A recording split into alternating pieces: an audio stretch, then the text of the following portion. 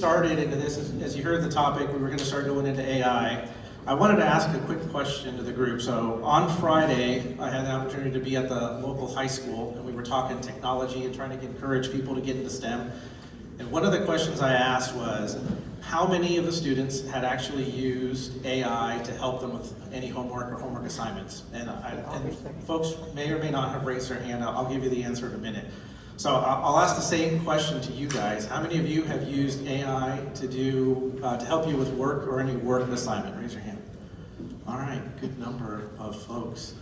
All right, so luckily Santa hasn't checked his list twice yet, for those of you who didn't raise your hand. But what shocked me the most was not how many. I mean, I've got kids that age, so 100% I was expecting everyone to raise their hand, at least mentally. What shocked me is how many raised their hands in front of their teachers. The teachers were sitting right there, all of them. Yep, it was me, right? I did it, I used it. So that was kind of interesting just to see that perspective. So kind of taking that into going through, right? We see AI is everywhere, right? It's not just being used to generate memes, it's being used in every facet of our lives every single day. And another thing I wanted to kind of put out there, we're going to do a test of the audience here. So one particular movie quote that I kind of found relates to the topic as we're going to be discussing it. So I'm going to read you the quote right now and then shout out if you know the answer. So what movie and what character said this quote? Your scientists were so preoccupied with whether or not they could, they didn't stop. All right, there we go. That was quick. Perfect. Round of applause. That was fantastic.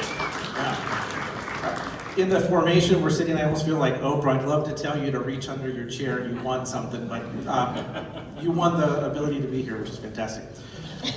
So now as we start talking about how we start doing, so AI is moving fast, right? We're struggling to keep up with what it does every single day. So when we see new capabilities, Sora AI, right? When you start seeing how we're quickly adapting, one of the things that we can't forget is that we have to make sure that we're doing it securely.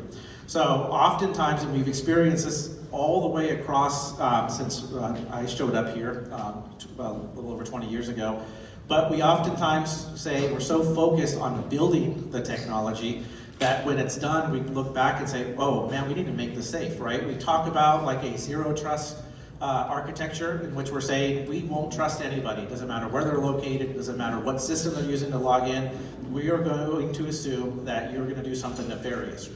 And if we take that approach and that architecture, that is one possible solution, but that still does not guarantee that we will have zero intrusions into our systems. So as we start looking at how we start doing that, and we've assembled a panel of experts here who are going to go through, that's the mentality that we want to start viewing this as this panel is how do we start making sure that from the inception of these new products that we use either a new AI system completely or a system that we are developing or augmenting in the use of AI, how do we make sure that it's going to be secure? How do we make sure that it's going to be safe? And that's just not for the test portion of it, but once we field it and once the end user, and that's what we can't lose track of, is at the very end of this, when we give that to the fleet, when we give that to that military member, that he or she is able to use it safely, securely, and we know that it's repeatable. So with that, what we're going to do is we're going to kick off with one of our questions, and each of the panel members are going to introduce themselves and give you kind of their take on the sandbox question. And I love that because the first thing that came to my mind was when I had kids, I built a sandbox, and the first thing that came to my mind was litter box. Because that's what happened, it was bad. All right, so the starter question here is, what has changed the most in the last 12 months regarding fielding AI securely in defense? And so we'll start here with John, and we'll go down the row, and if you can introduce yourselves and then give a couple sentences on where you think that goes. Thanks. Yeah, I'm John Jensen from NAWCWD. Quick introduction, my background is in physics. I'm currently the Advanced Capabilities Division Head. So in the Advanced Capabilities, we take technology at low TRL, 2 or 3 or 4. Our government SMEs increase the TRL up to 4 or 5 or 6, and then we find a home for it. Also at the command level, I kind of help the command in all things AI. And at the big Navy level, I was like the deputy lead on one of their recent AI intelligent autonomous systems, strategies and execution plans, which of course the field is moving fast enough that it was outdated by the time it was published. So I think they're working on another one. I've lost track of that a little bit, but it's kind of fun to do some of the policy as well. Now the question was, in the last 12 months, oh, okay, yeah, what has changed? I think in the last 12 months maybe a little bit more than 12 months, but we're seeing a kind of a knee in the curve when it comes to AI moving quickly, the field. It has always moved quickly, but it's like incredibly quickly, like way more change than we ever could have been prepared for. And especially in the aspect of generative AI, which is kind of being used as a replacement for LLMs. Of course, LLMs are a subcategory of generative AI. One of the things I see, well, two things, I'll be fast. One of the things is LLMs and generative AI seems to be sucking the oxygen out of the room for other types of AI and machine learning. So that is a concern that I have, that we'll all have a bunch of LLMs, which are very useful, but we will not have all the tools we may need. So that is one concerning thing. Another concern is the fact that it's so readily available is the entrance bar has been lowered, which means, unfortunately, a flood of stuff has come in, and the quality may not be where it needs to be. That's another thing I've seen. I don't know how many companies I've talked to where I'm like, halfway through the conversation, I'm like, I think that's a bad use of AI. I use the analogy, calculus was developed, I'm not a historian, 1600, 1700, somewhere around there. And I'm sure the new startups back then, whatever the equivalent was, were saying, hey, we found this new thing called calculus, and now we can calculate the distance between 2 points using this new thing called calculus. And I'm the one saying, algebra is just fine to do that. We don't need to use calculus. So I find myself often, when people are saying, I can use AI or I can use LLMs to do this thing, and I'm like, I don't think you need to use AI for that. There's regular methods that are well established that we can use instead of AI, because as soon as you use AI, the risk increases, unknown increases. Anyway, one of my soapbox, you might hear that again sometime through this panel. Thanks. Well, Felipe, I think you made a mistake. And your mistake was you introduced, certainly me, as an expert in AI. So I'm just going to correct the record. I'm Travis Mack. I'm the chairman and CEO of the Saalex Corporation.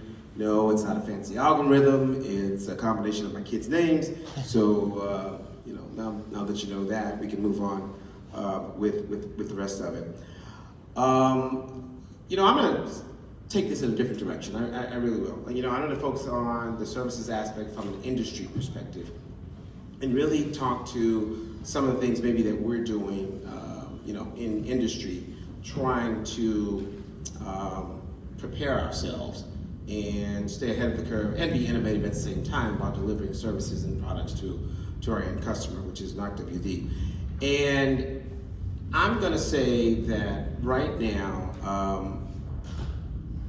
who's absolutely paranoid right now about innovation? You wake up every single morning trying to figure, are we innovating fast enough? Are we changing fast enough? Are we doing things fast enough?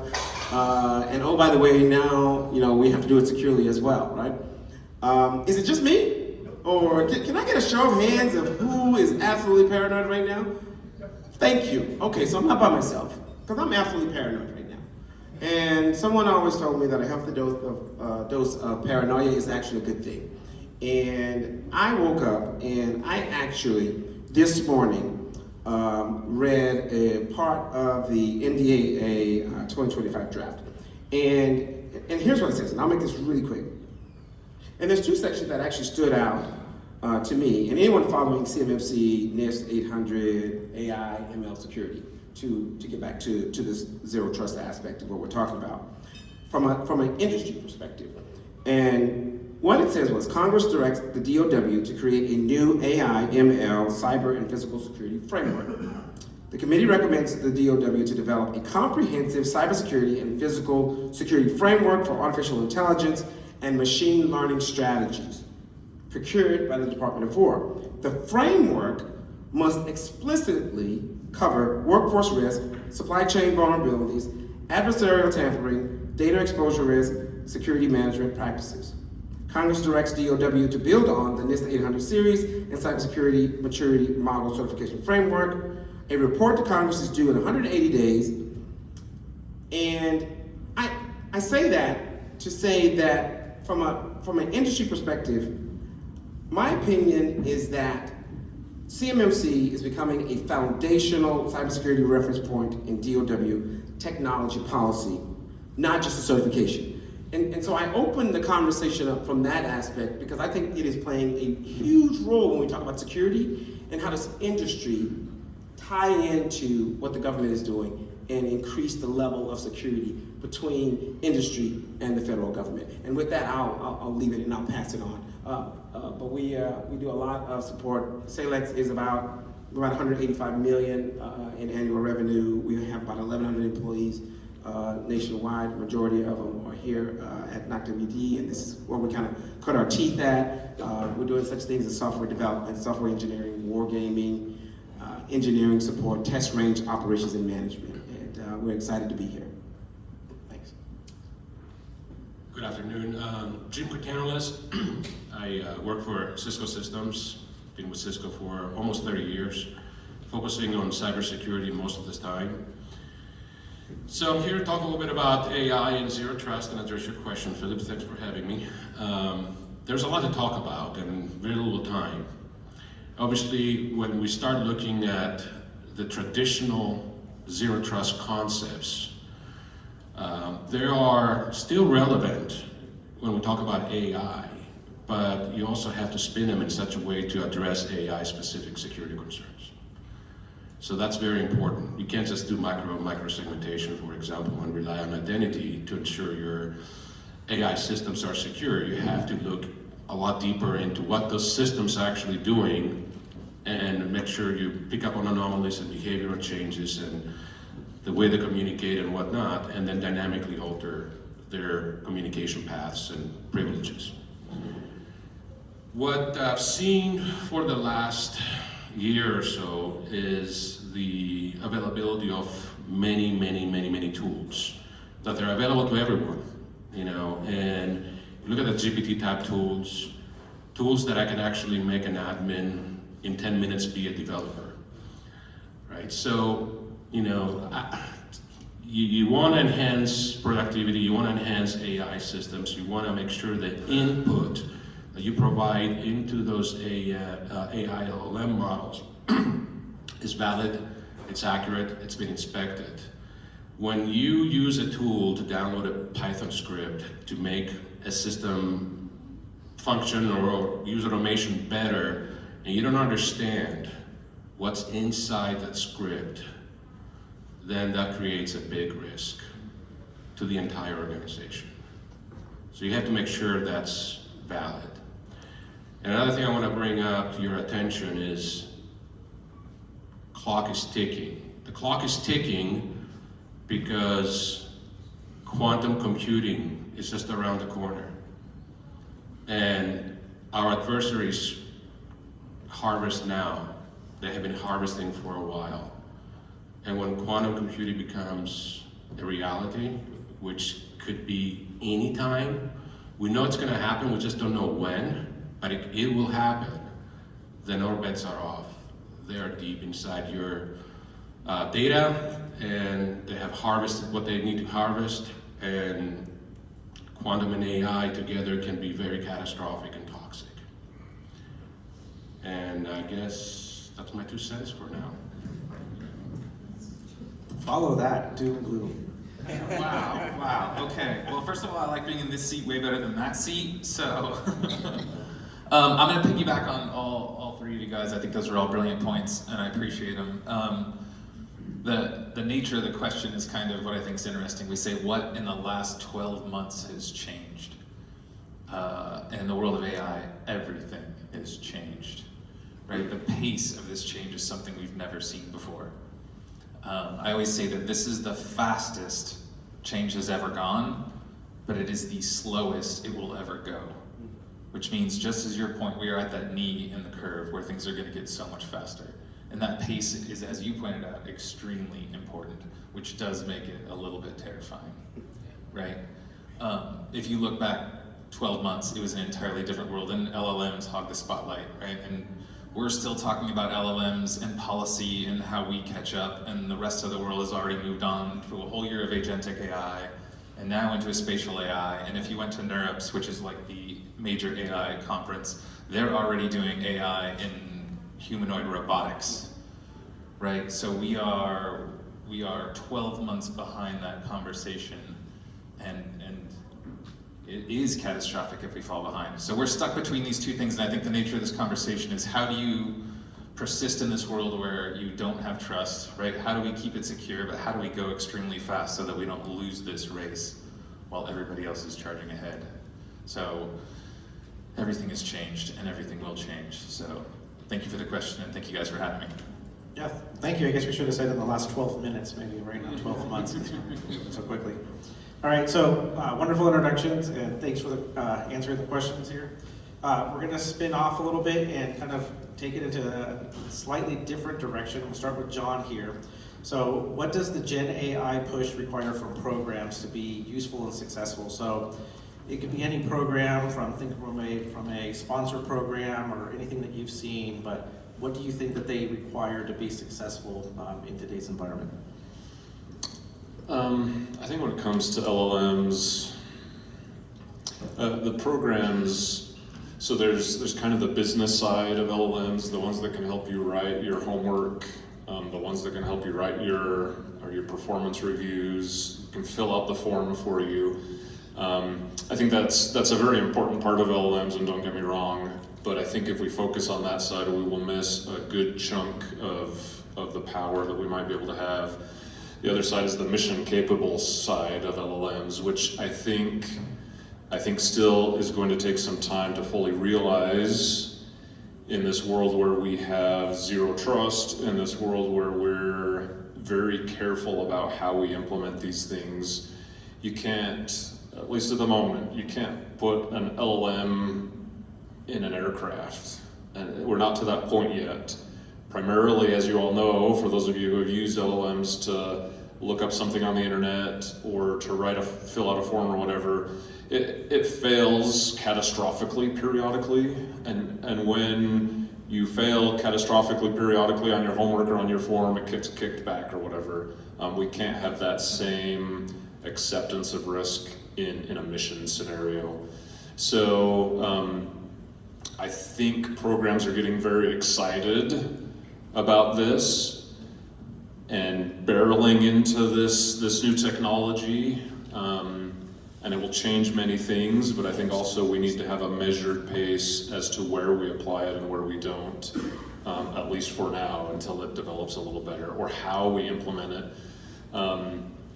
Quick segue, for those of you who are, I was watching Saturday morning cartoons in the 80s, and you'd always see those sugar cereal commercials where it was like Lucky Charms or whatever. Lucky Charms did not sponsor that statement. And they would have this commercial, and then at the end they'd say, part of a balanced breakfast. And to me, I guess I realized, probably some lawyer said that so that the kids wouldn't realize that you can only have sugar for breakfast. But I think that applies here in AI. AI should be part of a balanced breakfast. We can't just, what I call it is the bucket approach to AI. You can't get your problem and just dump a bucket of AI on it. That is failure, or it will be failure if you don't recognize that it's already failure. So you can't do the bucket approach, you have to do the eyedropper approach, where you build your system, part of a balanced breakfast, and then you apply AI with an eyedropper to the locations where it is most useful, and from a cybersecurity perspective, where you can quarantine it if it goes out to lunch, which it often does. Anyway, hopefully that answered the question.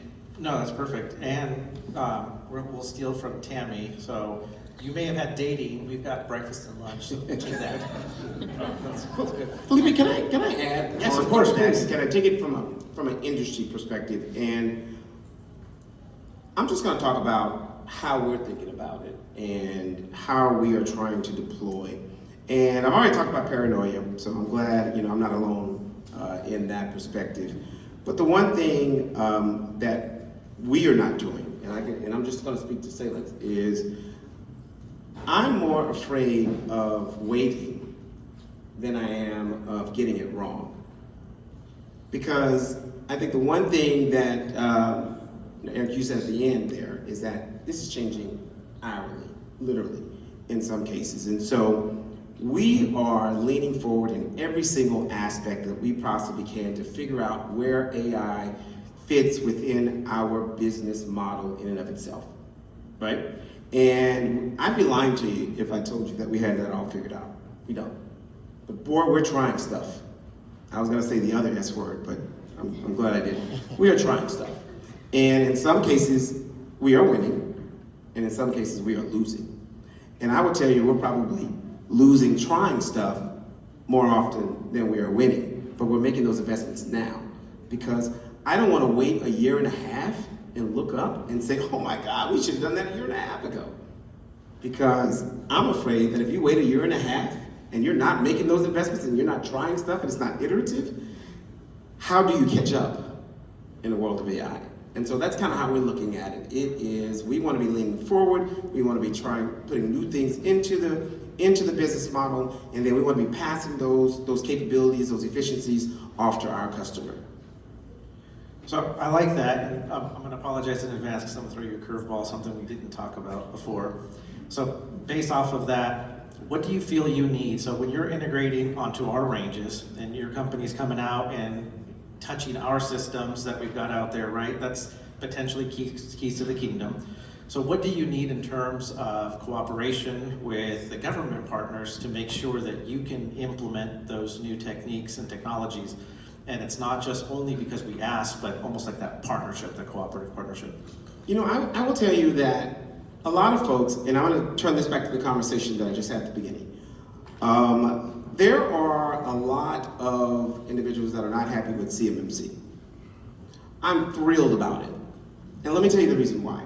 The reason why is because now I got a clear line of sight. I got a clear path of what security is, what it looks like, how we do it. There's levels to it. And the higher levels that I go, the more integrated that I can become with my end customer. Follow that. Because let's be honest about the ATO process. It's a pain in the ass. And that's the truth. And it's slow, and we don't have a lot of time. This is a foot race, and I think that we are losing the foot race. And so speed, and I think the administration has been very clear on what they want and how they want to accomplish this. And I think that adhering to that, pushing that out, level 2s, level 3s, whatever you want to call it, and really integrating in that will help the pace of how we do more and how we interject more for our customers and push speed.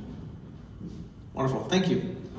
All right, Jim K. So from a Cisco perspective and just in general, when you see a Gen AI deployment, what do you think is breaking most commonly? And it's not necessarily deployment out to the fleet necessarily, but anywhere, right? Within our systems, subsystems, where do you see kind of like that disappointment level start hitting where it doesn't work the way it was meant to work, or you have a security issue, or something just doesn't naturally go where we expected it to go? Yeah, I call those LLM hallucinations, or could be usually because of bad prompt inputs. Again, I mentioned that 10-minute developer earlier, not knowing what to inject into the code and what the aftermath or the output of that LLM would be.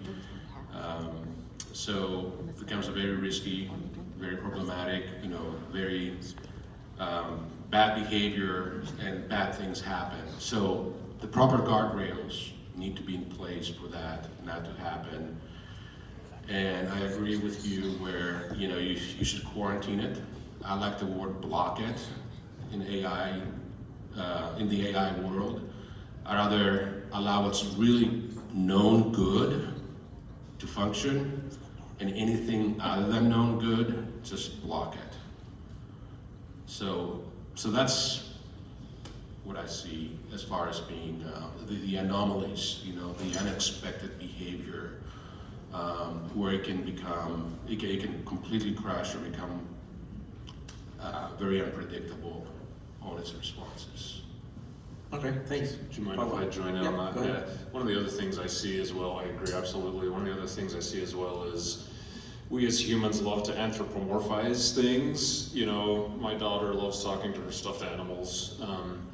So when we see how much an LLM can do, we assume it is not an artificial intelligence, we assume it's a real intelligence, whatever that new meme is that you see, RI versus AI. But so sometimes we assume it can do things that it cannot. Remember, LLMs are statistics based. AI is just statistics. And you can argue whether we as humans are just statistics too, but AI is just fancy statistics. So depending on what you've trained it on, if it's just trained on the full internet, and you ask it something other than the latest Taylor Swift album or whatever, it might struggle a bit, especially in the defense world. We find that. In the commercial world, not so much, because commercial stuff is publicly available, but if you start asking it things that are behind security walls, LLM is not going to know anything about that because it's statistics based and that's not part of its database. Anyway, that's another thing I see as well. All right, thank you. All right, so Eric, kind of to pull along, I really like the term LLM, hallucination. So taking kind of that and we have these systems that are being developed. How do we make sure that we don't end up with a one-time prototype? How do we make sure that it's can continue being developed, worked on, and continuously provide good updates and good products to that system? Oh man, that's a tough one. I was going to piggyback on your what the biggest risk is and then flow into that. Sure. I'm going to use a racing analogy. When you ask what part of the race car most commonly fails, it's the nut that holds the wheel, right? So the driver or the person putting in the information is usually where the problem comes from. The other thing I was going to say on the back of that is that we always look at, and I think this is part of where the flow of this conversation was going to go. We always look at AI as the model, and that's the end of it. But there's a hardware stack in there somewhere, right? Which has vulnerabilities, right? There is the model itself that could have vulnerabilities. There's the training data that could have vulnerabilities, and there are all the people we're interacting with that could be vulnerabilities. So with increased capability comes increased attack surface, right? So you have all these other possibilities that you're going to have to contend with when you have these new capabilities. I also piggyback on I'm more afraid of waiting than I am of failing. With the proper blocks in place, I'm more about speed. In the industry side, there's going to be one frontier model AI winner, right? There's going to be one company who solves AI for biotech, and they're going to have such a severe advantage in the drugs that they create. There's going to be a material science company. Everybody who applies AI, there's going to be a winner, and that's going to be who adopts it fastest and gets there fastest. So I'm more afraid of failing by waiting than by what could happen in hallucinations. And that's an unfair advantage I have. A plane's not going to fall out of the sky with what I'm doing, right? And we have to mitigate that risk. But at the same time, if our adversaries get these capabilities first, if our adversaries solve quantum first, what does that mean for us from a security perspective? I'm also going to say that you're seeing that a lot in the frontier world. So if you look, in the last 12 months, all the things that happened, in the last week alone, if you look at all the launches and all the benchmarks that have happened, you saw everybody, you saw Grok go, you saw Gemini go, you saw GPT 5.2, and all of them are pushing so hard to get new benchmarks and be the best model.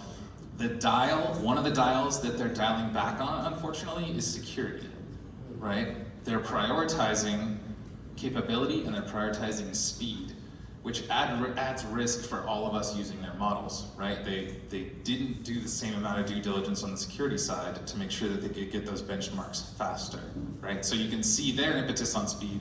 It also means we have to work a little bit harder. The other somewhat scary thing that I've seen recently is the US models have all gone dark.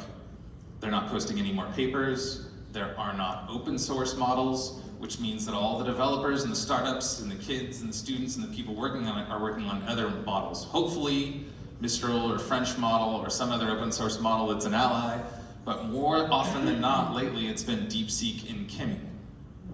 So not only are they risky in general from a security perspective, but there are documented instances where if you express certain political opinions or they see that the app is being used for a specific outcome, they are letting vulnerabilities be built into the code that you're building.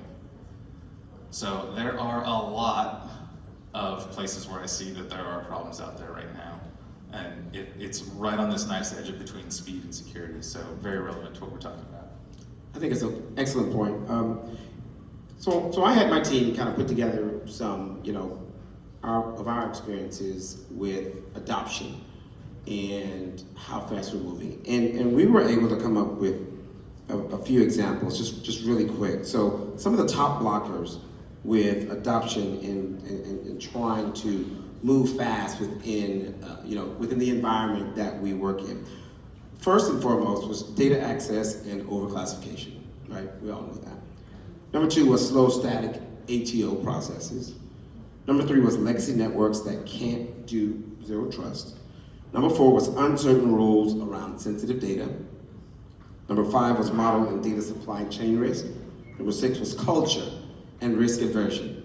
And I put stumped on culture because we have got to think differently about this. I mean,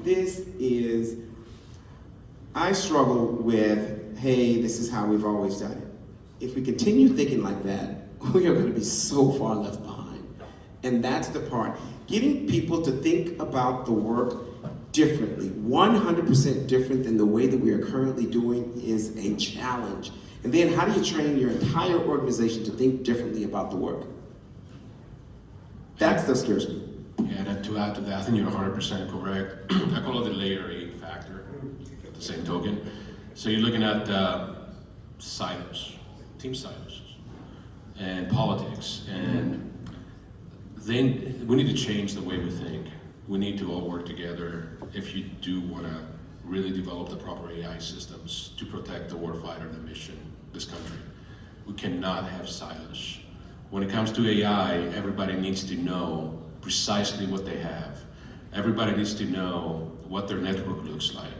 Everybody needs to know what their applications, what they are, where they are, how they function. So when you go ask for information, it's a team play, not a political play. Great, thanks. So we are going to be leaving a few minutes for questions. So we're going to ask a transitory question right now of the panel to kind of get you thinking. So what I'd like, and we're going to start at the end there, is what do you want this group, this audience, within the next 60, 90 days, what can they do from either just purely AI perspective or especially a AI/security perspective to kind of get us all moving in a good direction and start working better together, so make sure that we don't all invent the unperfect wheel. Can you start with that? Sure, we can start over here.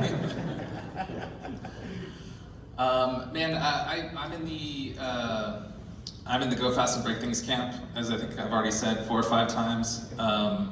Everybody who kind of half raised their hand and said they did some AI, I would encourage you to jump in with both feet so that your eyes are wide open. I think 2026 and next year when we come back here, I'd love to have a recap on this. I think this is going to be the most impacted year from an AI perspective that we've ever seen.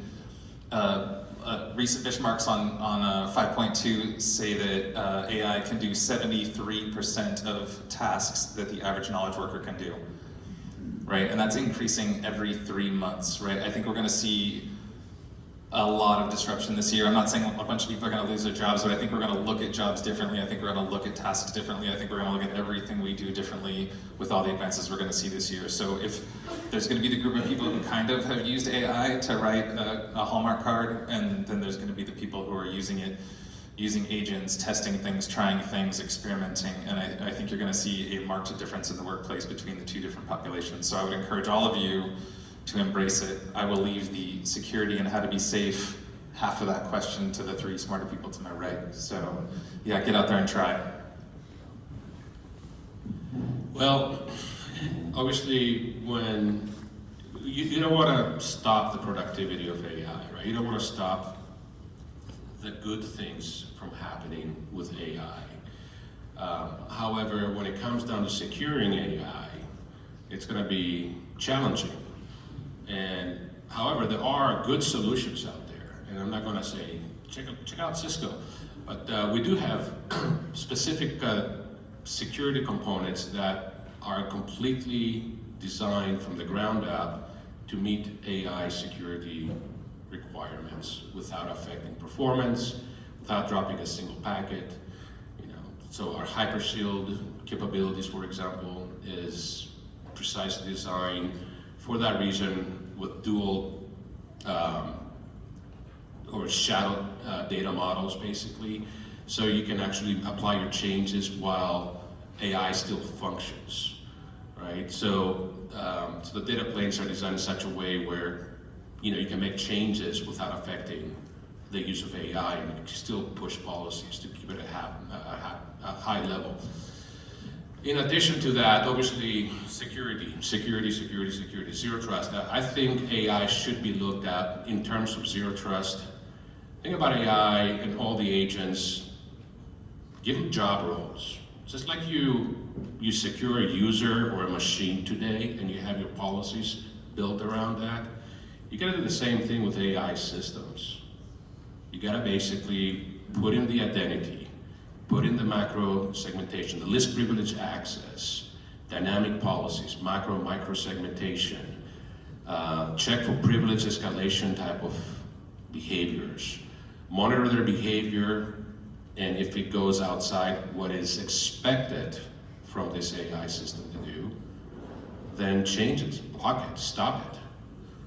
So, but I think if we think about AI being, I hate to call it human replacement, but think about it basically being, a non-human solution that solves a lot of problems. We still have to give it a job description and a job role and secure that job, just like you would with your CAD cards, your MFA, your role-based access, your segmentation, your micro-segmentation, your OAuth, your OIDCs, your change, your tokens, your key rotations. Everything has to happen basically in synchrony and make sure that this AI system is effectively secured and follow the zero trust guidelines. Great, thanks. Travis? Well, I think Eric and I are aligned down there at the end, that's for sure. I'm in the move fast, break stuff camp. I am. I think innovation is iterative. Show me a person that has not failed multiple times. I will show you someone that has not tried. So, again, I'm really challenged with how we're thinking about moving forward. And, I shudder sometimes. Security, I feel confident about our security, right? I just don't want security to block innovation. And that's the yin and the yang sometimes that we have to, that we kind of fight with, making sure that we have the proper, and I agree with that, by the way. But at the end of the day, we want to move fast. We're deploying such things like already digital workforce agents and unattended robotic process automation and the whole 9 yards across our entire infrastructure, trying to drive value to the end customer. So we are really leaning forward, and again, I know that we are going to get some things wrong, and I am prepared. I am absolutely prepared to take the leap and basically on our side to make sure that we're just not stuck in the sand, looking backwards. Perfect, thanks. John? I might sound just a little contrarian here, but I'm in the camp of move fast and try your absolute best not to break anything whenever possible. And I know you guys would agree with that, but some of that comes from, so I used to run long distance in high school, so you'd start a 5K, and it would be very useful beforehand just to at least look at the map, make sure you're running in the right place. It's useful to take just a couple seconds in a race to make sure you're not going down the wrong path. Like I remember one time, it was kind of a complicated course that you'd run through trees and stuff, and I took a wrong turn. And I didn't realize it until I saw people going past me the opposite direction in a one-way part of the course, and I was like, I think I've messed up here somewhere, and I had to go back. So I'm not saying we shouldn't move fast, but we can do it carefully. That means we might not move as fast as we could, and that's something we just have to balance. One of the things that can help us is when we're in the commercial world, and we can fail without killing people, that's often a time you can move fast and break things, because the thing you're going to break is the app on your phone. It's not going to be the unit out in the field. One example I like to use is just the difference between the commercial world applications and the defense world applications, and I imagine I'm preaching to the choir here. But as an analogy, for example, self-driving cars, we all are looking forward to the day when we have self-driving cars. That is a very easy problem compared to the work we do in the Department of Defense. And the example I use is, say you're building a self-driving car that has to go into a city that does not like self-driving cars. So they've painted all their lines to turn into one of those brick walls that's painted, like Roadrunner sort of thing. Or they've changed their traffic lights to not do the red, yellow, green. Or all their stop signs are shape-adjusting stop signs. They've gotten rid of GPS, so there's GPS jamming, and you have snipers shooting out your sensors. That's kind of the difference between the commercial world and the defense world. So the challenge with AI, if my AI experts could work in a data-rich environment, like self-driving cars, they would be like, oh, this is easy, yeah, give me a couch instead of my regular chair to do my work, because this is a cinch. In the defense world, the situation is so challenging that we have to be careful to some extent, especially because of the consequences of failure. Again, we still would like to move fast, but anyway, those are my thoughts on that. I think the thing that I would like you guys to take away is, in the next 60, 90, whatever days, is to just sit back and think, the application or the capability I'm developing, what is the risk of failure? If it's not too bad, sure, still AI is part of a balanced breakfast, so you still have to do the various things around it. But if you're trying to do something where lives are on the line, then you no kidding must consider security. You no kidding must put things around classical, quote unquote, classical systems around your AI system so that it can fail gracefully, because AI naturally does not fail gracefully. Our old systems, our old methods of doing things do fail gracefully, and we can account for when our sensor got shot out by a sniper, or whatever it is, or when GPS is no longer there. AI, if you just have an AI system without the surrounding balanced breakfast, it will degrade and aircrafts will fall out of the sky. So you have to think of your degradation. Do you move back to classical methods and lose the added performance, but still have some performance? Those are important questions to think about when living in the defense world. Great, thanks. So I want to make sure that we spend enough time with the audience questions. So we're going to break for audience questions, and we've got some follow-on opportunities to discuss if we don't get enough, but I already see some hands, very excited hands coming up, so we'll go over there.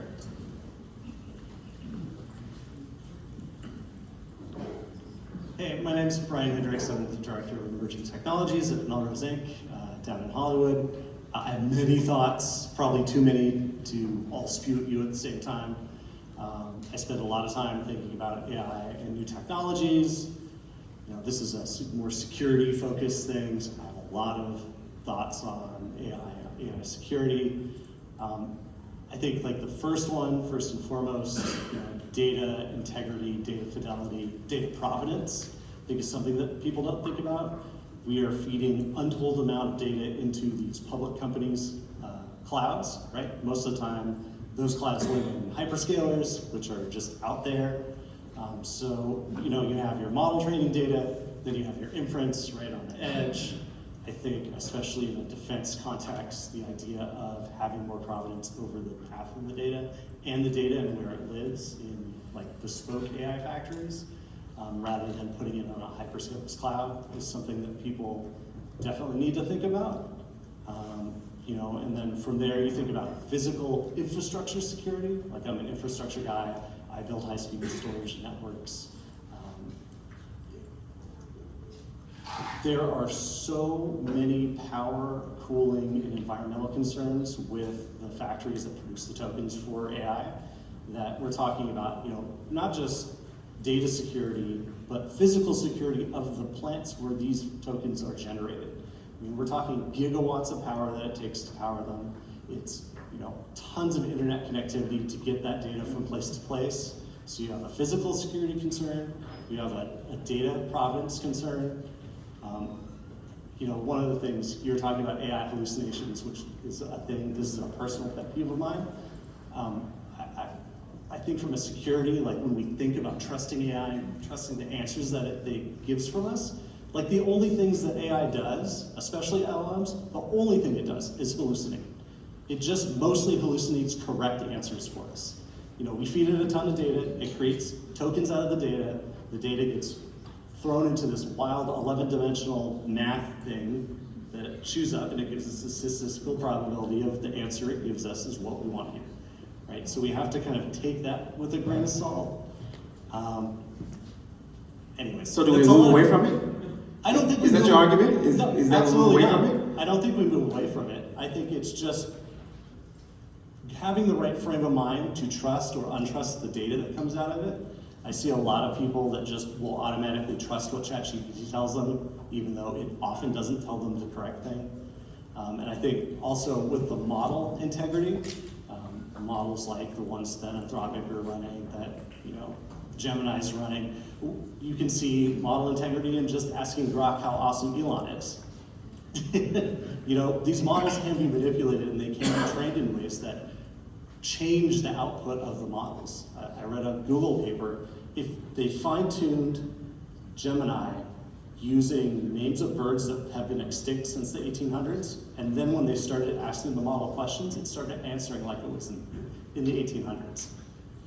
Just off birds. And you can poison data sets in some interesting ways, so I think having that integrity of the base models is super important too.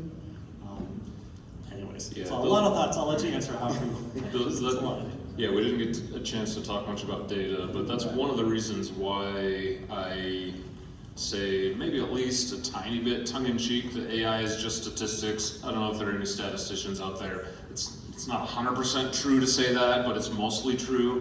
What it is it's a very good rule of thumb. If we think of AI as the algorithm, then it's like, cool, I'll do this stuff with AI, but if you think of AI as just statistics, your thoughts immediately go to, well, what data do I have feeding into that algorithm? And that is the healthy way to think about AI, because understanding the data, understanding the problem space is 95% of the problem. And I might be exaggerating a little bit, maybe it's more like 99% of the problem, but it just seems like if we keep that in mind, AI is just statistics, it helps us to approach the problem with a little bit more sanity, a little bit more health. So, but yeah, a whole bunch of issues when you talk about data in government work, and the problem that most of the time you don't have sufficient data, and the data you do have may or may not be poisoned. Yeah, it's just a bunch of problems. Great, thanks. And a couple more questions, but just to address some of what you had asked as well in there, I think that's where partnering comes into effect when you started talking about where can we put this, just the constraints on the environment to have these data warehouses. One of the things I think we overlook a lot from the government perspective, we see it all the time, but I think industry overlooks a little bit, is that we as the government on this side have access to countless amounts of data. So every tiny test that happens when we're looking for that 1 minute boom, there is flight after flight after flight that happened before and afterwards of that we could take advantage of. Obviously working here, we inherit gates, guards, and guns, right? Stuff to protect from a physical security aspect. And this part of Kern County is kind of like the hub in terms of solar power and geothermal power. So there's lots of opportunities I think we might be missing in this environment here to team up and work together in that area. I think there was another question in the back there. Yeah, hi, my name's Joe Solano from RAM Labs. Hey, the discussion so far has been talking about generative AI and security issues associated with it. My question is really flipping it a little bit, is we've been, as a group, chasing zero-day vulnerabilities. And we go to the big CV database in the sky, and we say, okay, we're all clean, and then we compile our code, and we off and running. But, you know, and there's a bunch of static tools out there, stuff like Fortify and Black Duck and a number of them out there. How would you see the use of AI to improve, to get further ahead of the zero-day vulnerability issue? That's my question. I could take a shot at that. So obviously there are solutions nowadays that do address those day zero types of vulnerabilities by fully understanding right down at the kernel level how these systems work and applying basically constant real-time checks in the day zero vulnerability exploitation, if you will, to protect those vulnerable systems, even if we know they're not known to be vulnerable. So there are solutions, again, that you can utilize precisely for that specific reason, but you have to look at each solution to go down to the kernel level and understand and be an extension of the kernel without modifying the kernel. So ISO-Venant, for example, is a solution that I would highly recommend take a look at with their Tesseract agent and the Cilium and Tetragon type of setups that they have, because they precisely do that level of protection for day zero vulnerabilities by getting deployed deep into the kernel. If that makes any sense. Yeah, thanks. I think looking at it from can AI help us in that environment too? Just recently, we all maybe have seen an article about some kid who had never programmed anything a day in his life and went on AI and said, how do I hack? And it gave him a big thing, and he put it, and it worked. He was able to hack into a couple of systems. First time he had ever coded, just based off of that. So I think if we start leveraging AI and saying, here's the system, pretend you're able to hack it, because you have to give it that ability, right? So imagine you could hack the system and you had permission to do so, what would you do? That would potentially give us some vectors that we could start looking at that maybe our test teams would not have even thought about in the past, or would not have had the time to go through as we're trying to go fast. One of the things we didn't touch on was from a DevSecOps look, is how do we start applying that to just machine learning and AI ops as well, so that we have the end user taking a look at it and providing feedback while we're developing, not when we're done developing. I think that also gives us that a little bit more leverage in trying to identify those issues ahead of time before we do a mass release across the industry. I think there was another question. I had some more hands. Oh, perfect. Go ahead. Hi, Jeremy Woods, the director of the Center for Entrepreneurship and Innovation at CSU Bakersfield here around the corner. I usually like to ask really nuanced, like detailed questions like I asked for one of the groups earlier, but I have a really general and naive question I want to ask you guys. We just got a brand new NSF grant to build an industry hub around AI, brainstorming, building best practices, just collaboration in this community for the next 3 years. What do you think we should do? The roadmap is pretty clear out in front of us right now, and we're just deciding what to do with this hub for the next 3 years. I can take a stab at that. So I think we've found, so when we get employees, fairly new employees, we have to do a fair amount of training in AI, just because, especially AI in the defense world is not necessarily something trained in universities. We found that a lot of things that people are lacking. So number one, most most students know how to go download an AI model, throw some data at it, especially canned data, and get an answer, and it looks great.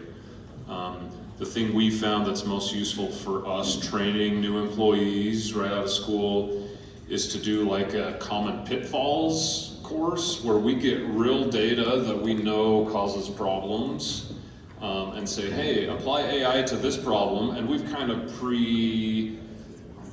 set the data so that it's going to cause a common pitfall, and we'll say, do you see any problems with this? So it's almost training the human to recognize when the AI fails, because it happens so often. That is almost the skill that's needed more than knowing how to use AI, because AI is fairly easy to use. It's becoming easier, and I suspect at the pace we're going, it will be too easy if it already isn't too easy. But having the human recognize when the AI fails, that is a skill that is, it is not as common and is not too difficult to teach. It doesn't take much effort, but it does take effort to teach. I'm gonna take a broad brush at that question. And, you know, one of the things that we certainly spend a lot of time, energy, and effort on, and maybe this may be applicable to the entrepreneurship efforts, is, and this is gonna sound very simplistic, but it's difficult. Prompting. Asking a very thorough question and following up on that question and filling in all the blanks is really something that is really important for people to get a grasp on. So I'm gonna take the other side of John, because John is absolutely right. You know, seeing how, you know, the failures of AI, I'm gonna say, hey, you know, if you really wanna get the most productivity out of these large language models, learn how to ask a question. A very detailed, defined question. And I think that has an immense amount of applicability to a larger audience, which I think is maybe what you're trying to, look at. Hope I was helpful. Both perfect answers, and maybe I'll piggyback on that in some previous bits. And this might be a little bit, not the answer you were looking for, but I think it's going to be just as important. You talked a little bit about culture, and what we see a lot right now is everybody's worried that AI is going to disrupt and get rid of jobs, and they all say, hey, we need to reskill, or we need to upskill, and I think we need to reculture or up culture. I think we're moving into an uncertain world. You know, we are your proverbial autonomous car going into a land that is painted funny, and we're going to run into brick walls, and there's snipers in the towers. I think that goes directly. If you look at your students who are going to be graduating from university coming up, you look at the average time span to get a job for a kid coming out of university, it is growing quickly, right? If you look at the job market they're going into, it is for sure what we would call uncertain. I think preparing them for that is probably the number one thing. And I think going right back to AI, I think that's part of it, right? I'll expand on the prompt thing. I think AI's statistics. It's going to do the part of the things we can do that are statistics. 75% of what we all do every day in our job is just math or just task. You're writing emails, you're filling out charts, you're doing forms. It's going to be great at that. It's going to productively hallucinate in the right direction and get those things done for you. The value of those students is going to be in the quality of the question they can ask. Right? We can call that prompt, right? But that's, what do you ask of the tools that you have? And that's what I would work to teach them. It's not, you know, I think in 10 years, you don't have a class for AI. It's just like, how many of you are computerists? Right? This was a class not that long ago. People who used computers, they were a whole different class of people. You were a computerist if you used computers. AI is going to be the same thing. It's going to be a tool in our tool set. So teach them to have that purpose, teach them to ask good questions, and turn those in the form of a prompt, or what we would call a prompt right now, so they can get the best out of the AI. Thank you. Great, thanks. Just checking time, we have one more question? All right, so enough time for one more question. Yes, thank you very much. My name is Lawrence Cassetta. I'm a logistics analyst for weapon system on Channel Lake here. And I have one question for you. First of all, let me move over here so you don't have to gleam into the beam. Thank you. With that being said, you know, I've heard throughout the day about how this innovation, it's changing fast. Everything's moving rapidly. We're leaning forward. I'm hearing there is a level of awareness for AI, and it's taking things faster than we want to go. One of my concerns was, like Travis, I am deeply concerned because the education process of the people who are going to be doing these jobs, it's like a whipsaw effect in accounting. It's going to be a whipsaw. So what would you say to this crowd if these were all academic people? What would you say would help best prepare for these jobs in the future with AI introduced? Over to anyone. Thank you. Oh, that's a hard one. I think it's a great Great question. and very challenging too. And I think the first mistake that people or companies will make is to everybody says that AI is going to take the entry-level jobs, which is really the biggest mistake that anyone can think of, because you do want the students to come off those universities. You do want to give them those entry-level jobs and then morph them into give them the experience, the technology, the knowledge to become true AI contributors, right? And for the success of the company. So I think personally that humans are absolutely a must be a huge factor. Great education, great entry-level jobs, and move on with all the technology trends with those jobs. I'm going to lean forward here because this might be painful. And I struggle with this question because this is a very, very valid question. I mean, this is something that I would imagine that every organization is going through right now. And I'm sorry, I have no better answer for you than to say change. That's it. And the reason why I say that you must lean into this, because the productivity is undeniable. It's absolutely undeniable. And if you don't think somebody's back there doing the math on productivity gains, you're mistaken. So, it is hard. I struggle. I try to use it every single day in every single aspect of my life, just so I can adapt. And I'm not telling you to adapt, because it is changing. And if you choose not to, retire. Right? That's an option. Absolutely. But I cannot sit here with a straight face and tell you that it is not going to happen and that it is not going to be, from everything that I've seen, and I could be wrong. Listen, my daughters tell me I'm wrong every single day. Okay? And I have been wrong many, many times. But at the end of the day, I refuse to not try and change the way that I think, the way that I work, the way that I act. I truly do think the future of work will be different. Full stop. And we'll make it quick because no, go ahead, but we gotta go quick because we're ending here. Were you gonna say something as well? Okay, I was just gonna say super quickly, AI is great and wonderful. It doesn't seem to be creative yet in the same way humans are, and it doesn't look as if we will get there. Some people may disagree with me there. That's what I seem to see in the open literature. So, but what I've seen so far is that those humans fail in certain ways, AI fail in certain ways. The people who win, whether it's the war, whether it's the business thing, company thing, whatever that is, are the ones who figure out how to team AI and humans together in a good way so that they both build off of each other to make something way better. I think that AI-human teaming is where we need to be, not AI replacing humans or humans distrusting AI. It's figuring out that aspect. Yeah, I'm going to echo all three really fast, and I agree. It's going to change. I'm somewhat of a techno-optimist in this. Like, how many candle makers are in the room? Blacksmiths? Anybody? No? Farmers? Okay, so like, you know, the tractor came along and we all had the same fears. The computer came along and we had the same fears. The ATM came along and had the same fears. All of those increased industry and capacity so much.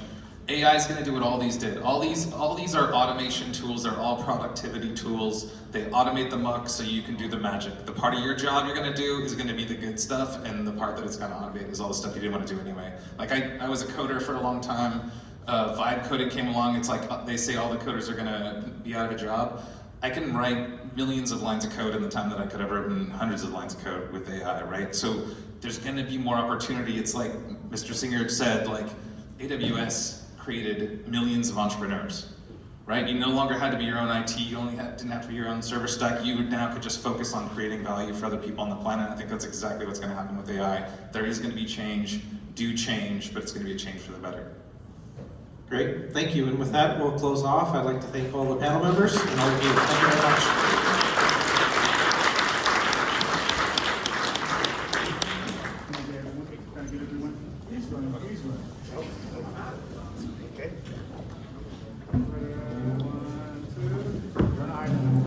Yell at my ridiculous fan.